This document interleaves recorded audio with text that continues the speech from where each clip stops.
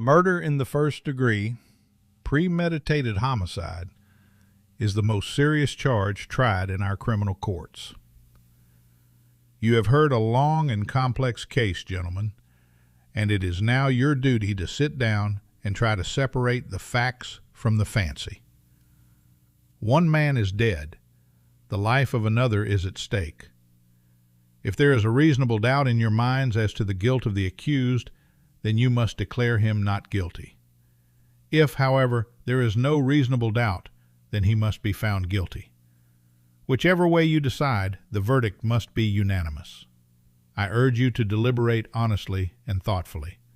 You are faced with a grave responsibility. Thank you, gentlemen. The jury will retire. He doesn't stand a chance. Chewing gum? Gum? Thank you, but no.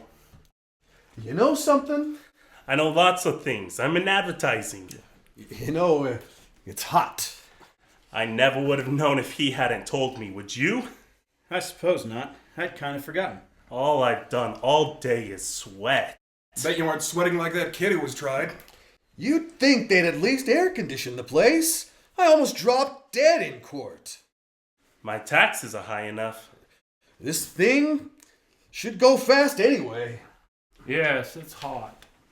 Okay, gentlemen, everybody's here. If there's anything you want, I'm right outside. Just knock. Did he lock that door? Yes, he did. What do they think we are, crooks? They lock us up for a little while. And then they lock that kid up forever, and that's okay by me. I never knew they did that. Sure, they locked the door. What did you think? I just didn't know. It never occurred to me. Shall we admit right now that it is hot and humid and our tempers are short? It's been a pretty hard week. I feel just fine. I wonder what's been going down at the office. You know how it is in advertising. 6 days, my job could be gone. And the whole company, too. They aren't just going like this. Well, figure this is our duty. I didn't object to doing my duty. I just mentioned that I might not have a job by the time I get back. Ask him to hire you. He's rich. Look at the suit. Is it custom tailored? Yes, it is. I have an uncle who's a tailor. How does he do? Not too well. You know, a friend of his, that's a friend of my uncle, the tailor. Well, this friend wanted to be on this jury in my place. Why didn't you let him? I would have done anything to miss this. And get caught or something? You know what kind of a fine you could pay for anything like that? Anyway, this friend of my uncle's was on a jury once, about 10 years ago. A case just about like this one. So, what happened? They let him off. Reasonable doubt. And do you know, about 8 years later, they found out that he'd actually done it anyway. A guilty man, a murderer, was turned loose in the streets. Did they get him? They couldn't. Why not? A man can't be held in double jeopardy. Unless it's a hung jury, they can't try a man twice for the same crime. That isn't gonna happen here. 6 days. You should have finished it in 2. Talk. You ever hear so much talk about nothing? Well, I guess they're entitled. Everybody gets a fair trial. That's the system. Well, I suppose you can't say anything against it. How did you like that business about the knife? We even have a phonier story? Well, look, you've got to expect that. You know what you're dealing with. He bought a switch knife that night. And then he lost it. A hole in his pocket. A hole in his father. An awful way to kill your father. A knife in his chest. Well, look at the kind of people they are. You know them. What's the matter? You got a cold? Well, Lulu, these hot weather colds can kill you. I had one last year while I was on vacation, too. All right, gentlemen, let's take seats. Right. This better be fast. I've got tickets to the game tonight. I must be the only guy in the world who hasn't seen a game this year. Okay, Your Honor, start the show. How about sitting down? The gentleman at the window? How about sitting down? Oh, I'm sorry. It's tough to figure, isn't it? A kid kills his father. Bing! Just like that. Well, it's the element. They let the kids run wild. Maybe it serves them right. There are better proofs than some emotion you say you have. Perhaps a dislike for some group.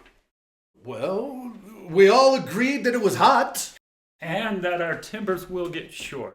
That's if we disagree. But this is open and shut. Let's get it done. All right. Now, you gentlemen can handle this any way you want to. I mean, I'm not going to make any rules. If we want to discuss it first and then vote, that's one way. Or we can vote right now and see how we stand. Let's vote now. Who knows? Maybe we can all go home. Yeah, let's see who's where. Right, let's vote now. All right, let us vote. Anybody doesn't want to vote? That was easy. Okay. All those voting guilty, raise your hands. 8, 9, 10, 11. That's 11 for guilty. Okay. Not guilty. Hey, you're in left field. Okay. 11 to 1. 11 guilty. 1 not guilty. Now we know where we stand. Do you really believe he's not guilty? I don't know. After 6 days, he doesn't know? In 6 days, I could learn calculus. This is ABC. I don't believe that it is as simple as ABC. I never saw a guiltier man in my life. What does a guilty man look like? He is not guilty until we say he is guilty. Are we to vote on his face? You sat right in court and heard the same things I did. The man's a dangerous killer. You could see it. Where do you look to see if a man is a killer? Oh, well. I would like to know. Tell me what the facial characteristics of a killer are. Maybe you know something I don't know. Look, what is there about the case that makes you think the boy is innocent? He's 19 years old. That's old enough. He knifed his own father 4 inches into the chest. An innocent little 19-year-old kid. I agree with you that the boy is guilty, but I think that we should try to avoid emotionally colored arguments. All right, they proved it a dozen different ways. Do you want me to list them? No. Well, do you believe that stupid story he told? Now. Do you believe the kid's story? I don't know whether I believe it or not. Maybe I don't. So, what did you vote not guilty for, huh? There were 11 votes for guilty. It's not easy for me to raise my hand and send a boy off to die without talking about it first. Who says it isn't easy for me? Or me. No one. He's still just as guilty whether it's an easy vote or a hard vote.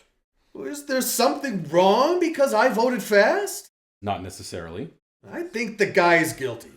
You couldn't change my mind if you talked for 100 years. I don't want to change your mind. Just what are you thinking of? I want to talk for a while. Look, this boy's been kicked around all his life. You know, living in a slum, his mother dead since he was 9. It's not a very good head start. He's a tough, angry kid. You know why slum kids get that way? Because we knock them over the head once a day, every day. I think maybe we owe him a few words, that's all. All right, it's hard, sure. It was hard for me. Everything I've got, I fought for. I worked my way through college. That was a long time ago, and perhaps you do forget. I fought, yes, but I never killed. I know what it's like. I never killed nobody. I've been kicked around too. Wait until you've worked in an ad agency and the big boy that buys the advertising walks in. We all know.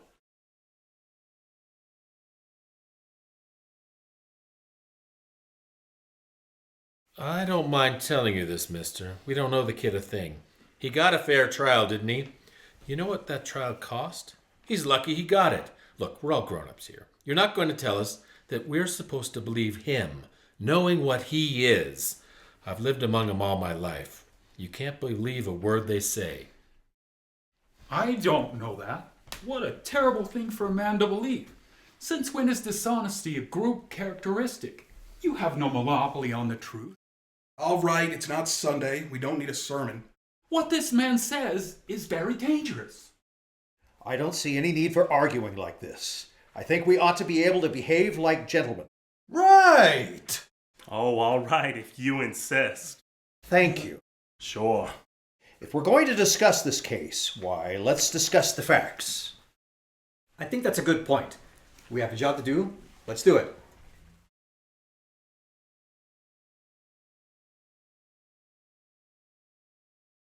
Well, if you don't mind, I'd like to have the window open. Well, don't you want a little air? It's summer. It's hot. There are 12 of us here in this room. It's the only window, if you don't mind. Well, so do the rest of us. Couldn't you trade chairs with someone at the other end of the table?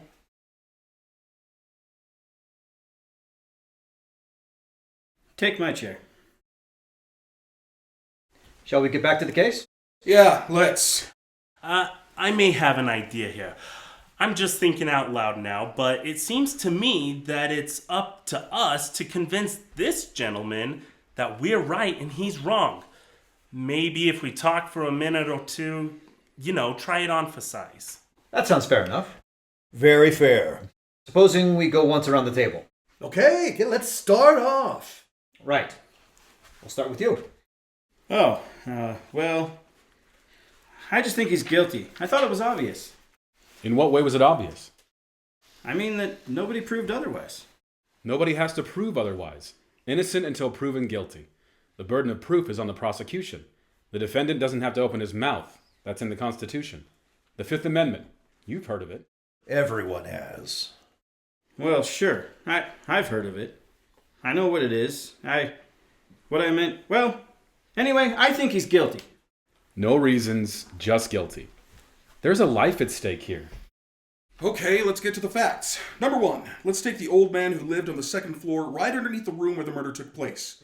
At 10 minutes after 12 on the night of the killing, he heard loud noises in the upstairs apartment. He said it sounded like a fight. Then he heard the kid say to his father, "I'm gonna kill you." A second later, he heard a body falling, and he ran to the door of his apartment, looked out, and saw the kid running downstairs and out of the house. Then he called the police. They found the father with a knife in his chest. And the coroner fixed the time of death at around midnight. Right. Now what else do you want? It doesn't seem to fit. The boy's entire story is flimsy. He claimed he was at the movies. That's a little ridiculous, isn't it? He couldn't even remember what picture he saw. That's right. Did you hear that? You're absolutely right. He didn't even have a ticket stub. Who keeps a ticket stub at the movies? That's true enough. I suppose. But the cashier didn't remember him. And the ticket taker didn't either.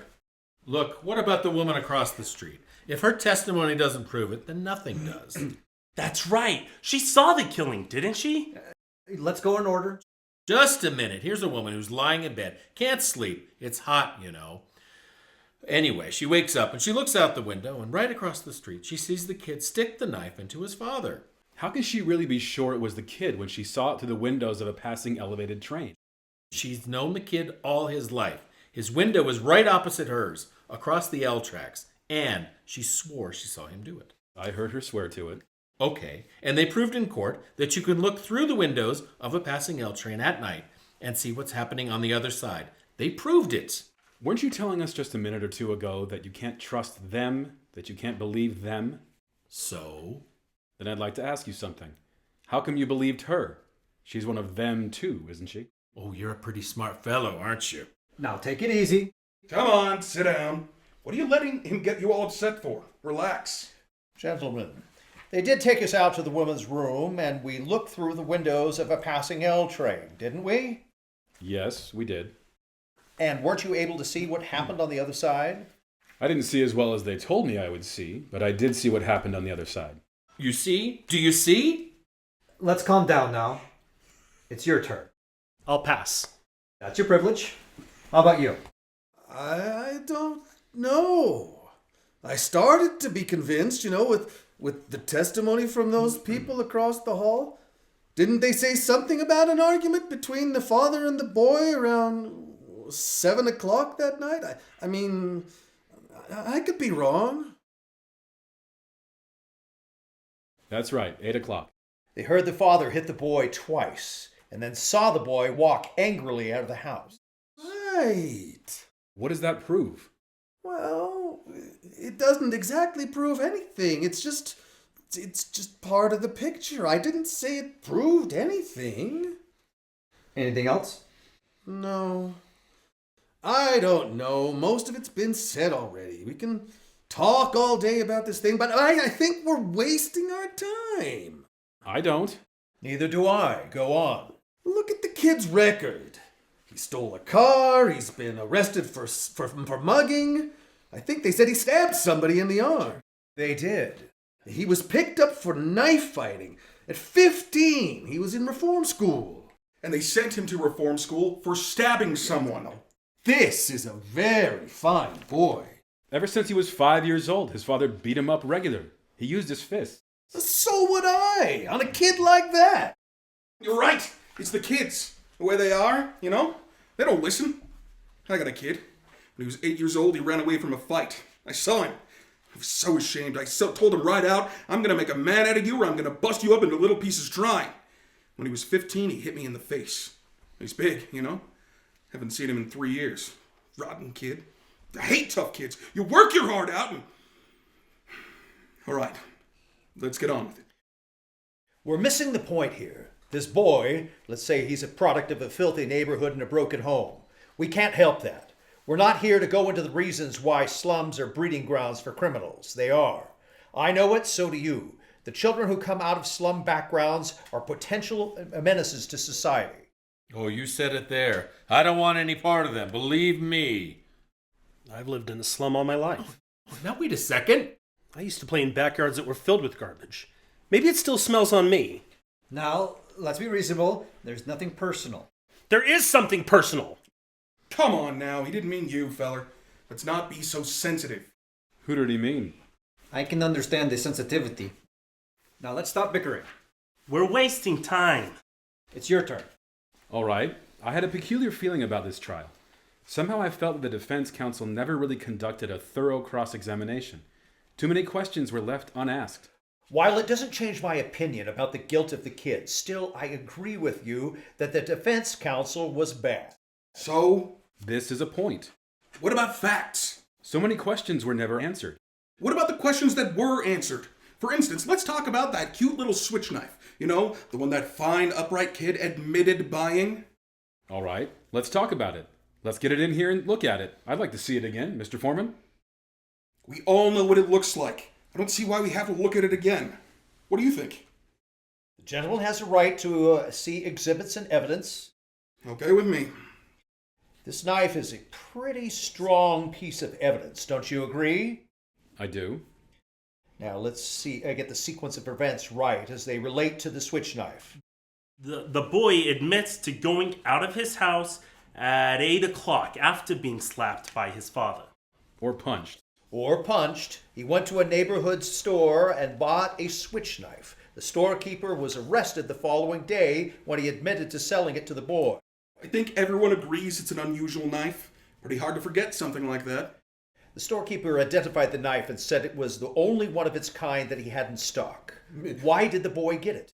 Yeah, as a present for a friend of his, he says. Am I right so far? Right. You bet he's right. Now listen to this man. He knows what he's talking about. Next, the boy claims that on the way home, the knife must have fallen through a hole in his coat pocket that he never saw it again. Now there's a story, gentlemen. You know what actually happened? The boy took the knife home and a few hours later stabbed his father with it and even remembered to wipe off the fingerprints. Everyone connected with the case identified this knife. Now, are you telling me that someone picked it up off the street and went up to the boy's house and stabbed his father with it just to be amusing? No, I'm saying that it's possible that the boy lost the knife and that someone else stabbed his father with a similar knife. It's possible. Take a look at that knife. It's a very strange knife. I've never seen one like it before in my life. Neither had the storekeeper who sold it to him. Aren't you trying to make us accept a pretty incredible coincidence? I'm not trying to make anyone accept it. I'm just saying it's possible. And I'm saying it's not possible. What are you trying to do? Yeah, what is this? What do you think you are? Look at it. It's the same knife. Quiet. Let's be quiet. Where did you get it? I got it in a little junk shop around the corner from the boy's house. It cost $2. Now listen to me. I'm listening. You pulled a real smart trick here, but you proved absolutely zero. Maybe there were 10 knives like that. So what? Maybe there are. The boy lied and you know it. And maybe he didn't lie. Maybe he did lose the knife, and maybe he did go to the movies. Maybe the reason the cashier didn't see him was because he sneaked into the movies, and maybe he was ashamed to say so. Is there anybody here who didn't sneak into the movies once or twice when they were young? Really? Not even once? Oh. Maybe he did go to the movies. Maybe he didn't. And he may have lied. Do you think he lied? Now that's a stupid question. Sure, he lied. Do you? You don't have to ask me that. You know my answer. He lied. Do you think he lied? I don't know. No, wait a second. What are you, the guy's lawyer? Listen, there are still 11 of us here who think he's guilty. you're alone. What do you think you're going to accomplish, huh? If you want to be stubborn and hang this jury, he'll be tried again and found guilty sure as he's born. You're probably right. So, what are you going to do about it? We can be here all night. It's only one night. A man may die. Oh, come on. Well, yes, that's true. I think we ought to get on with it now. Right, let's get going. How do you like this guy? What do you say? You're the one holding up the show. Obviously, you don't think the boy is guilty. I have a doubt in my mind. But you haven't really presented anything that makes it possible for us to understand your doubt. There's some old man downstairs. He heard it, and he heard the kid shriek it out. The woman across the L tracks, she saw it. We know he bought a switch knife that night, and we don't know where he really was. At the movies? Earlier that night, the kid and his father did have a fight. He's been a violent kid all the way, and while that doesn't prove anything... Still, you know... I've got a proposition to make. I want to call for a vote. I want you 11 men to vote by secret ballot. I'll abstain. If there are still 11 votes for guilty, I won't stand alone. We'll take in a guilty verdict right now. Okay, let's do it. That sounds fair. Is everyone agreed? I certainly am. Let's roll it. Guilty. Guilty. Guilty. Guilty. Guilty. Guilty. That's 6. Please. 6 guilty. Guilty. Guilty. Guilty. Not guilty. Guilty. How do you like that? Who was it? I think we have a right to know.